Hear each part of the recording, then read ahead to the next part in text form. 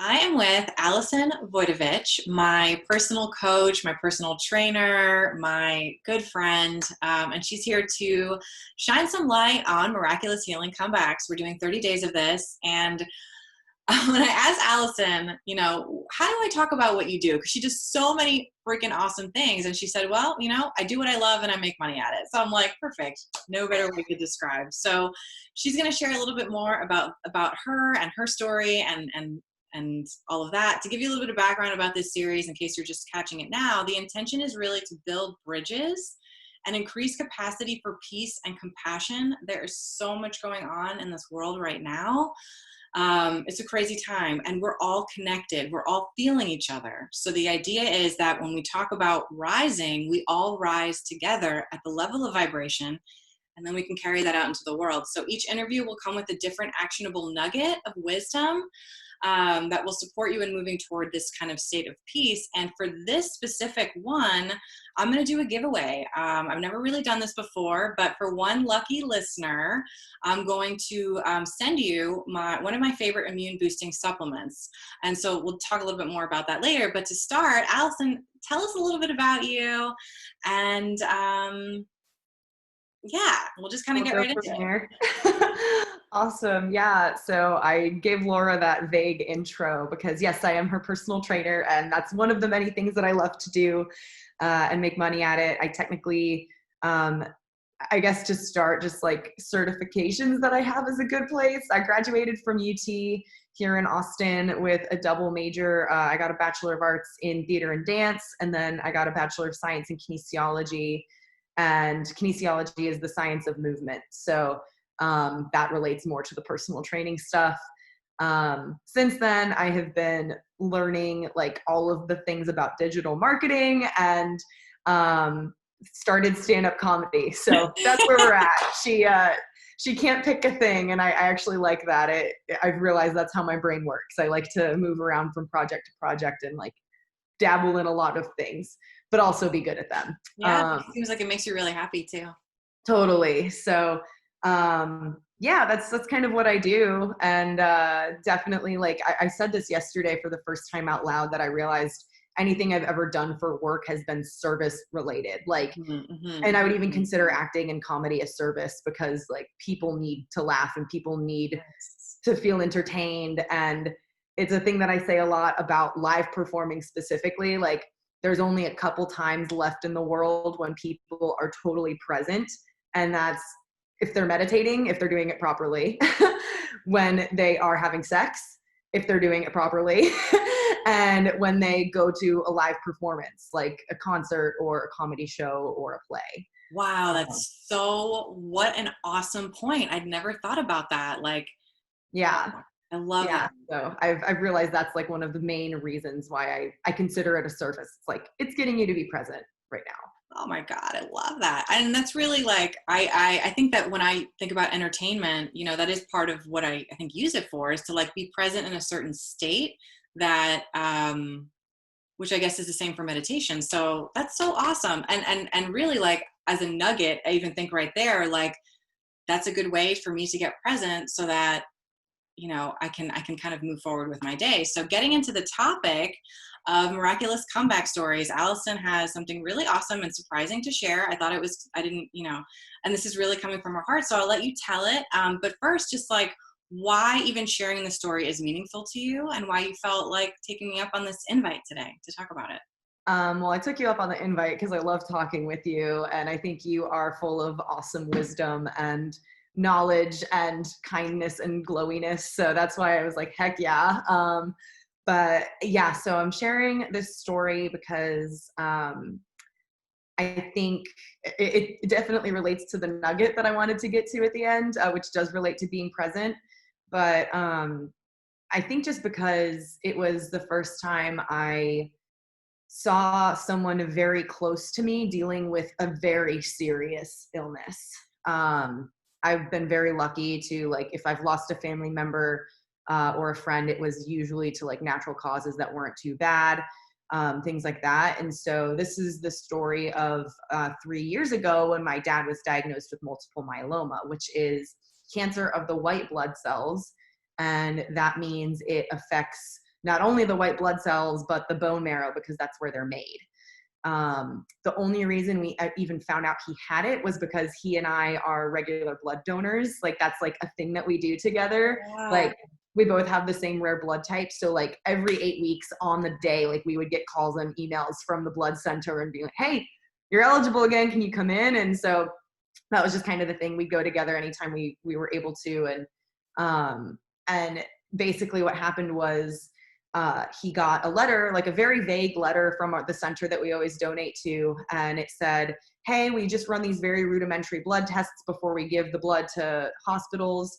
You know, nothing really like specific comes of these. We just check for abnormalities. 3 of your different donations have had this abnormality flag come up now, which means we weren't able to like use those 3 donations. And typically if you get like 1 false positive, you're probably going to get another false positive. So it was very low key. Like basically if you get 1 false positive, you're probably going to get more. Like if you're flagged for abnormalities, it's probably just a false positive, but like, please go get your blood tested at your doctor just to make sure everything's okay. So he did that, and the family practitioner he went to referred him to a hematologist, a blood specialist. And my dad like wasn't telling us any of this. Like he told us he got the abnormality letter, but then like after that he didn't tell us what the family practitioner said. He just said he was referred to a hematologist. But what the family practitioner told him that day was like, if I were to diagnose you, I'd say you have multiple myeloma, but like you need to go see a specialist. And so his numbers were high. Basically by the time they found it, he was stage 3. Which at that point is supposed to be classified by like lesions in the bone marrow and like probably some early onset osteoporosis and different things like that due to the bone marrow damage. But luckily he was not experiencing any of that. So they got him on a treatment. Basically he had to be like, I think he had to do like 8 weeks of like going into a chemo clinic every week and like getting some chemo. And then he had 8 weeks off. And then at the end of the 8 weeks off, they moved him into the hospital in South Austin that specializes in cancer. And he had to be there for like a month. They did a stem cell transplant for him. So they removed Wow. some of his own blood, grew stem cells from his red blood. And then I don't know exactly how they did it. I was in the room when they did it, but supposedly the way they described it is basically they gave him a huge dose of chemo that over the course of 3 days killed all of his current blood. And then I was in the room when they came in with these giant vials of his own blood that they had grown in the lab to like re-IV into him. And those like supposedly embedded and like regrew all of his blood that was just killed by the chemo. And that's like much more effective than a bone marrow transplant because you obviously need to find a match. And I was probably going to be his match if they needed to do that route. Because I'm in his family and I have his blood type. I'm the only one that has it. Yeah. So anyway, it was an interesting course. And basically at the end of all of that, this stem cell transplant, essentially what the hospital described to us, like destroyed his adult immune system. So he has actually since then had to go through all of the infant and toddler vaccine protocols again. Like it basically erased his immune system's entire memory. So we had to be like very thorough with cleaning foods, making sure things were cooked, like everything had to be super sanitized, just because he literally like was an infant again. And to this day, he still has to like take microdose pills of chemo and then like also like blood thinners to reduce the blood clotting from the chemo. And it's kind of a shit show, but he's very stable. They don't call this type of cancer in remission ever, but they call it like stable. And he's very lucky and healthy and happy to be here. And I share all of that because one of the things that the doctors always said throughout all of his treatment is it's as if an 18-year-old athlete, like male athlete, had gotten this disease. Like they said that across the board, every single time he had any sort of tests done, like he recovered way faster than they expected him to after the transplant, all of that stuff. And he's never been like a health freak, but he's always been like very active. He played sports all through like throughout up and through college. Like he played collegiate football. and he's been mindful to stay active after that. And definitely since he got the diagnosis, he became even more sensible of things. He's become more open about his spirituality, about just like being aware of like toxins in plastic. He you know, tries to buy like, he'll still eat like gluten and dairy and stuff, but the day he got the diagnosis was the same week that like big groundbreaking piece directly tying aspartame to leukemia came out. Like that was the same week. Whoa. And he had been a chronic diet Pepsi drinker, like way up until then. And so the day that came out and he got the diagnosis, he was like, nope, cut it out right then and there, has not touched it since. He's pretty sure that was like the main cause for him. Wow.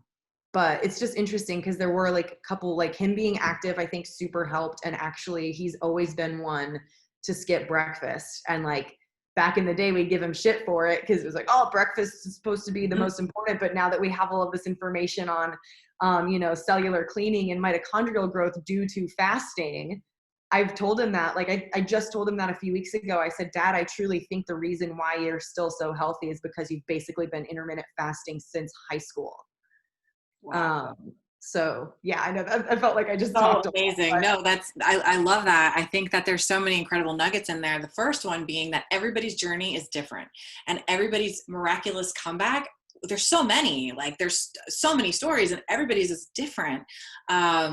And there's different like players and participants involved. I also, you know, something else that you said that was really powerful, that really landed for me, like, was the diagnosis part. Like when you get the diagnosis, things start to change. So it's like a diagnosis can be really helpful, especially if you use it as an agent of change versus as an agent of fear. Because for me, like once I was diagnosed with MS, I will admit I was scared, but I didn't change anything. I didn't change anything in the beginning. It wasn't until, you know, I actually started to, you know that, you know, people could heal because they changed their diets and they get to all the root causes of diseases. Then I started to change things. But had I never gotten that initial diagnosis, I was talking about this to my dad yesterday after we finished our yesterday's call, but I wouldn't have changed a thing if I hadn't gotten that diagnosis. Like I just right. And to your point with aspartame and Diet Pepsi, holy crap, like for probably most of my high school life, like my couple times a week and daily Diet Pepsi, but a couple times a week, it would be like a Diet Pepsi and a slice of pizza. Like that was my diet for a very long time. Yeah. And so I also attribute a lot of the, you know, neurodegenerative issues that I had with my body to my aspartame, like all of the artificial sweeteners, plus years and years and years of eating like crap. I mean, you know, that was also a part of the thing. Totally. So it's pretty clear what your personal connection is to the story, and it's super inspiring just to see that in your dad. I'd love to know, it looks like you have another question coming up, so I apologize for interrupting, but go for it. I just like posted a video about this on YouTube last week because I see so many people like, and you and I have talked about this, I see so many people like identifying with their diagnosis rather than like, and even if they're kind of like shielding it in a way of like, I'm trying to find the best way to mitigate this, it's like, they're not really, because now they're like treating themselves as like, I have this thing and therefore that is why I need to act this way. And it's not like, okay, I have this thing, I should probably do this protocol for a little bit, but then they never feel like the comfort to like pivot off of that protocol at all. Mm-hmm. Like, and they don't realize that it should be treated more as training wheels for a bit. Like, okay, you're probably dipping way into the red. Let's go to this protocol. But once the protocol gets you back into the green, the body is adaptable enough that you can loosen up on the guidelines a bit. Absolutely. Totally. And so that's just like a big thing. And I love that you treated it as like a diagnosis should be an action item, not just like a complicit, like, well, I have this now. Cause I know like, when the diagnosis came in my dad's case, apparently I was the one that everyone was scared to tell the most. Mm-hmm. Like I was, I had been so busy that week. I remember like personally, it was such a good week too. Like I had literally just landed this like great new job. I had been cast in a new play. Like, and there was like some other really good thing that happened. And so I was like, boom, yeah, crushing it. And my mom had been texting me all week, like, come home, come to dinner, like come hang out on Sunday. We want you to have dinner with us. And I just remember being so annoyed with her, like, mom, chill. I have like laundry to do and whatever. And I'll be there Sunday night. And I finally get here. And it was like so weird because I could just tell that there was something off, like once I got here. And I'm at my parents' house now. And so, and like they finally told me, and my initial reaction is how my dad would handle it, where like they tell me and I was like, okay, so what do we do? Like immediately it was just like and my mom like got upset because she was expecting me to like start crying and freaking out like she had. But for me it was like, that's not gonna help the situation. How, like, okay, what do you need from me? Like, what's the next step? When is dad going to the doctor next? Like all these things. And like, do you need me to help you figure out food for this? Cause like, that's where I know I can help. And like all of these different things. And yeah. And obviously like emotionally, it did register later and I totally like cried about it later. But it's, for me, the initial reaction was like, okay, like, yeah, like if this might be scary, but like, what are the action steps? And that's kind of how he treated it the whole time too, which was really awesome. Yeah. I mean, it's a completely different way of thinking. Like how amazing to like have that energy of like, okay, yeah, this sucks and we're going to feel it, but also we're not going to identify with it in a way that is not solution oriented. Like I feel like what you're reflecting to me is how solution oriented you are, because that really resonates with me as well. And in terms of diagnosis, it's like, it is easier said than done to be like, don't identify with it, because the way that a diagnosis is delivered, for the most part, especially in my case, it was like, all right, you have MS. There's a really good chance that, it's just going to stay this way forever and you're probably going to get worse. You could end up blind. You could end up in a wheelchair. You may not like have any sexual sensation at some point in your life, and you might not be able to control your bowel movements. So it's like, holy shit. That's literally, I just talked to someone. There's this guy named Logan Sneed. He's based in Austin. I think he's like 21. He was, or 22 or something. Like he's young, and like he had an egg-sized brain cancer tumor in his head.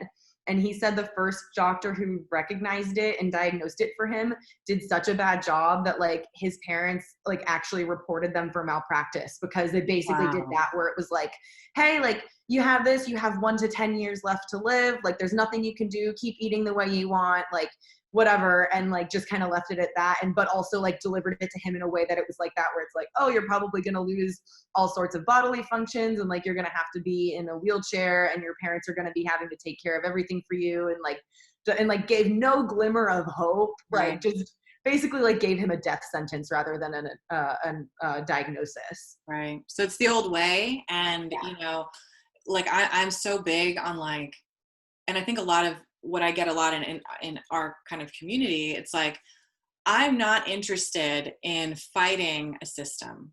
I'm going to acknowledge that system, but then I am also going to shine light on a new system, a new way of thinking and believing and shifting, because that's where sustainable comebacks happen.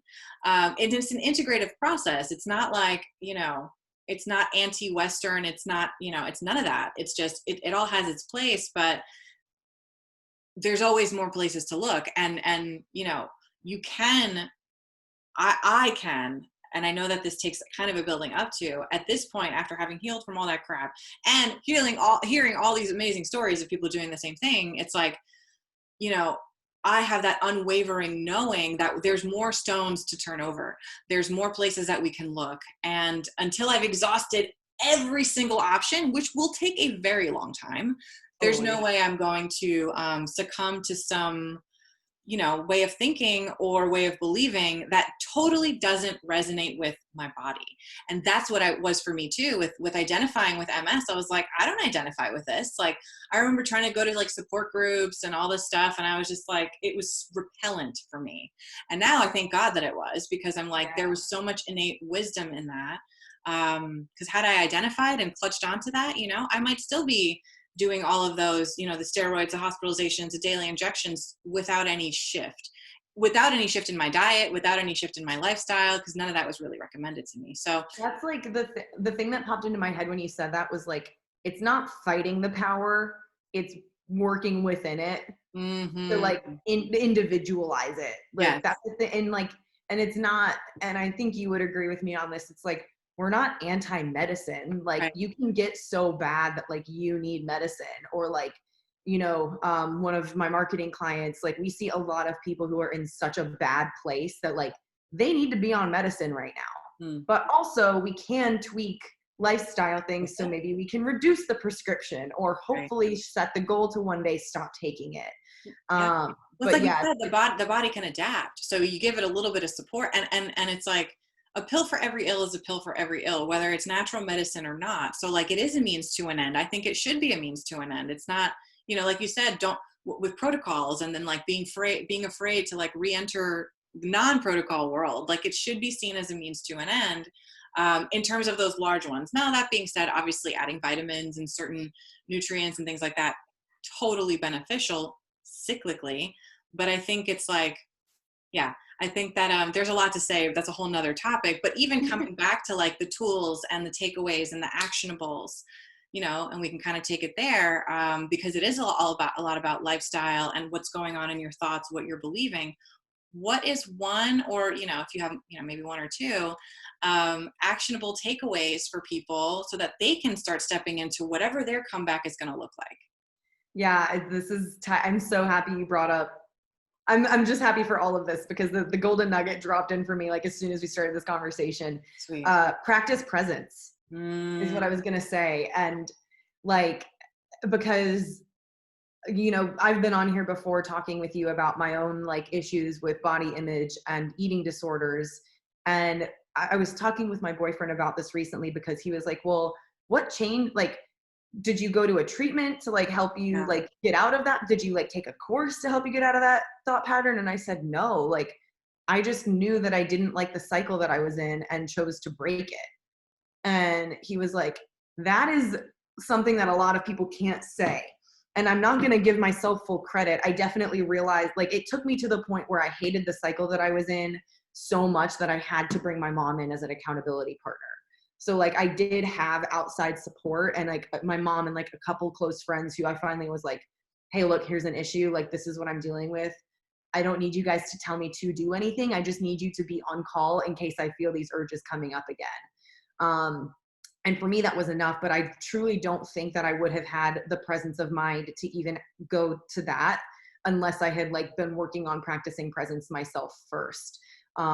And at that point, I was not being super intentional with it. I think I was just lucky that I had acting things that I was doing, like literally going on stage and acting, that like made me be present part of the time and Wow. realize like, this is what it feels like to be good. Why don't I feel like this all the time? And I realized that in my case, the either restrictive or binging eating, whatever it was that I was cycling through at the time, like those were ways that I was trying to avoid being present. I would like dive into these things instead. And so that relates to my dad's current, my dad's thing too, because like I have since seen him become so much more aware of like everything that's happening around him. And we realized retroactively, like after we got the diagnosis, that like, you know what, he had been like, he's always been super hot blooded, like the guy that you sit next to and like you just feel his heat, like literally he's just always been hot. Hmm. And he started like the last few months, like he had started always needing a blanket in the living room, and like always getting tired super early during the day. And those are like two key warning signs for that type of cancer, that like it's like extra fatigue and always feeling cold. And so like since then he's very aware of like just what I don't know, like he's practiced Well, presence a lot what his more. body's kind of communicating, it sounds like, he's just. And yeah, and like so many people are not taught how to do that. So like I Mhm. realize that it's a vague thing that I say, but whether it's actual meditation or performing, or for me, like we've talked about this, when you're working out, you're like, I'm like on the days that you're angry, especially, you're like, I'm not feeling good right now. And like, that's like a way for you to process your emotions. So like if it's a Yes. physical thing, going on a walk, knitting, like something that's meditative, but not just straight meditating, those doodling journals, like find a thing that makes you kind of be present in a sort of meditative state, whatever it is. Cause took a long time for me to be able to sit and meditate, but yeah, that's just, yeah. I love that. That brings up, man, and so, it's funny because I even thought throughout that, I'm like, okay, so for the giveaway is going to be the first person to write practice presence in caps lock below in the comments. That's the person who's going to win one of my favorite, I'm going to ship it to you, my favorite immune products. So that's number one. Number two, what it brings up for me is coloring books. I have coloring books, adult coloring books, and I remember using those a lot. I have plenty of ways that I practice presence, but I think that's a really fun, playful, practical one too. So I just felt like throwing that out there. No, but I love those. When I first heard the title adult coloring books, when those first got popular a few years ago, I thought they were porn. I was like, what is this? What does this mean? I was like, that kind of sounds like what I'm saying. It's because it's for adults. I love you so much. Well, thank you so much, Allison, for your sharing, for your story, for your connection. That was really fun, and I can't wait for everyone to chime in below, connect with Allison. If you want to share also about your group and what you're doing, Yeah. Allison's providing a crazy, wonderful, amazing service. And just to also, before she even tells you, obviously it's going to be around personal training, but she's so hilarious that like it makes exercise like kind of fun. And for me to say that, someone who's like ran from exercise my entire life, I just want to plug that real quick. But go ahead and invite us. Yeah, especially in the Facebook group. So I called our Facebook group the Online Workout Badasses Facebook group. Yeah, I've actually started giving every exercise like a goofy name and or possibly an offensive name. Like just for an example, there's like I call planks morning wood. So that's what a plank is called in my Facebook group. But so I coach 3 live stream workouts on Zoom every single week. And if you are unable to make the class times that I offer, I do live stream them in the group currently. That might be changing soon, but there's a ton of them already in there. And I'm adding them all as units. So there's going to be like probably around 15 exercise like workouts that I have live streamed in the group. And this past week or so, I've started doing them with you guys, which is fun. Nice. Yeah. But they're always 45 minutes, including warm up and cool down. I give lots of alterations, and they've been donation based thus far. I'm going to roll out a membership probably starting in July, but it'll be very affordable. And so far this week and next week, all donations for the workouts are going to the 401 organization, which is an Austin-based bail fund organization for protesters. So, amazing. Yeah. Well, thank you for your light, Allison. I love you so much. I'll see you tomorrow morning. Yes.